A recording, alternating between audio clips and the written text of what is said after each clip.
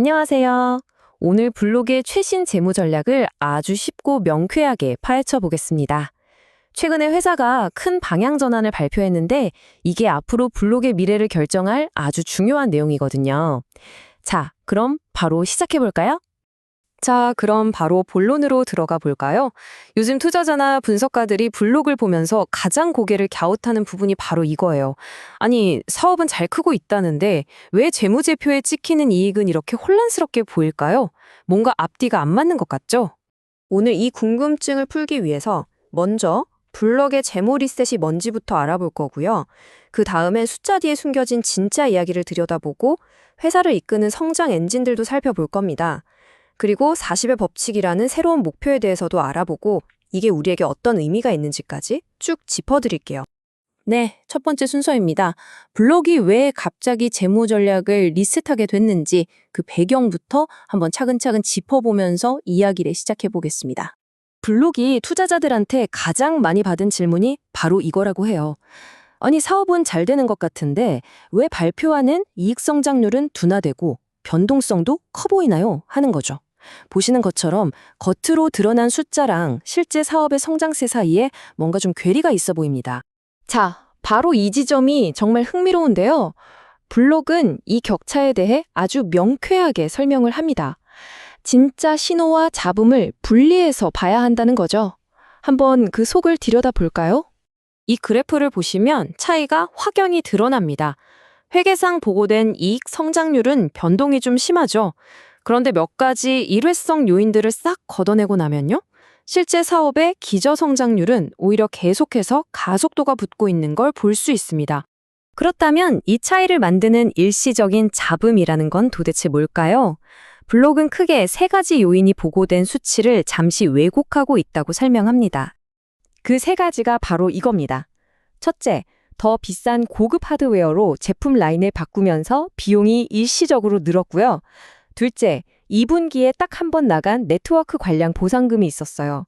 마지막으로 최근에 운영 처리 방식을 바꾸면서 생긴 변화가 좀 있었죠.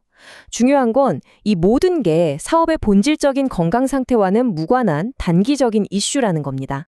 자, 이제 이런 혼란스러운 부분은 어느 정도 정리가 됐죠? 그럼 이제부터가 진짜입니다. 블록을 앞으로 나아가게 하는 두 개의 아주 강력한 성장 엔진, 바로 스퀘어와 캐시앱에 대해 알아보겠습니다. 이게 바로 스퀘어 생태계의 플라이힐 효과라는 건데요. 정말 영리한 전략이에요. 처음엔 판매자가 결제 서비스 하나만 쓰기 시작합니다. 그런데 쓰다 보니 좋아서 뱅킹이나 다른 소프트웨어를 추가로 쓰게 되면 블록이 그 판매자 한 명에게서 벌어들이는 수익이 무려 14배나 뛰어오릅니다. 한번 발을 들이면 계속해서 더 큰 가치를 만들어내는 선순환 구조인 거죠. 그럼 회사는 이 성장을 더 키우기 위해서 어디에 돈을 써야 가장 효율적일까요? 스퀘어와 캐시앱, 이 두 생태계는 투자 대비 수익률이 아주 크게 차이가 납니다. 먼저 스퀘어 생태계를 볼게요. 여기에 1달러를 투자하면 3년 동안 2달러를 벌어들일 것으로 기대하고 있습니다. 나쁘지 않죠? 투자금을 회수하는 데는 6분기, 그러니까 1년 반 정도 걸리고요. 그런데 캐시앱을 한번 보세요. 이건 차원이 다릅니다. 투자 수익률이 무려 9배. 게다가 투자금을 회수하는 데는 딱 2분기, 그러니까 6개월밖에 안 걸린다는 거예요. 정말 엄청난 차이죠. 이러니 블록이 어디에 더 힘을 쏟아야 할지 답이 딱 나오는 거죠. 이렇게 수익성 높은 성장에 집중하기 위해서 블록은 새로운 목표를 하나 세웠습니다. 바로 2026년까지 업계의 중요한 기준점인 40의 법칙을 달성하겠다는 겁니다. 그럼 이 40의 법칙이 대체 뭘까요? 아주 간단해요. 소프트웨어 기업의 건강 상태를 보는 일종의 테스트인데요. 회사의 성장률과 이익률을 더했을 때 40%가 넘어야 한다는 원칙입니다. 즉, 무작정 성장만 하는 게 아니라 수익성도 함께 챙겨야 한다는 거죠. 그래서 블록이 세운 계획은 이렇습니다. 2026년까지 매출 총이익 성장률을 17%로 유지하면서 조정 영업이익률을 23%까지 끌어올리겠다.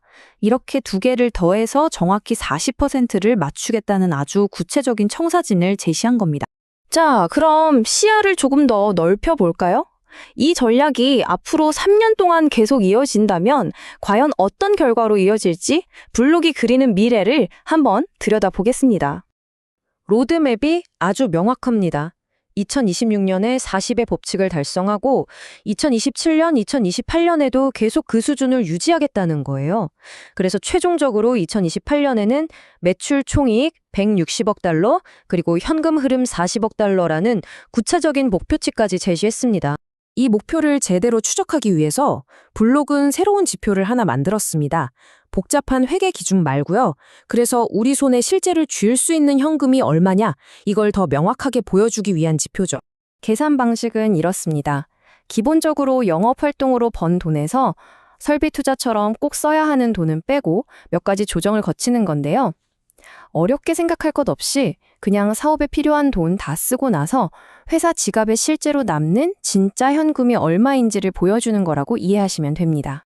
자, 이제 거의 다 왔습니다. 그렇다면 이 모든 이야기들이 투자자 입장에서, 그리고 블록이라는 회사의 가치 측면에서 대체 어떤 의미를 갖는 걸까요? 가장 중요한 부분이죠. 블록은 이렇게 번 돈을 어디에 쓸지에 대한 우선순위를 아주 명확하게 정했습니다. 첫째, 당연히 장기적인 성장을 위해 계속 투자할 거고요. 둘째, 자사주 매입 등을 통해 주주들에게 이익을 돌려줄 겁니다. 마지막으로 재무 구조를 탄탄하게 만들어서 신용 등급도 올리겠다는 계획입니다. 블록의 경영진이 직접 한 말을 들어보면 그들의 전략이 한 문장으로 요약됩니다. 결국 자신들의 강점을 활용해서 지속 가능한 성장, 복리처럼 불어나는 수익성, 그리고 의미 있는 현금 흐름을 만들어내겠다는 겁니다. 이게 바로 블록의 새로운 투자 논리의 핵심인 거죠. 이걸로 오늘 이야기는 마무리되는데요. 마지막으로 이런 질문을 던져볼 수 있겠습니다. 블록이 제시한 이 아주 체계적이고 잘 짜인 청사진, 과연 이게 금융의 미래를 보여주는 걸까요? 아니면 급변하는 시장 속에서 또 하나의 지키지 못할 약속으로 남게 될까요?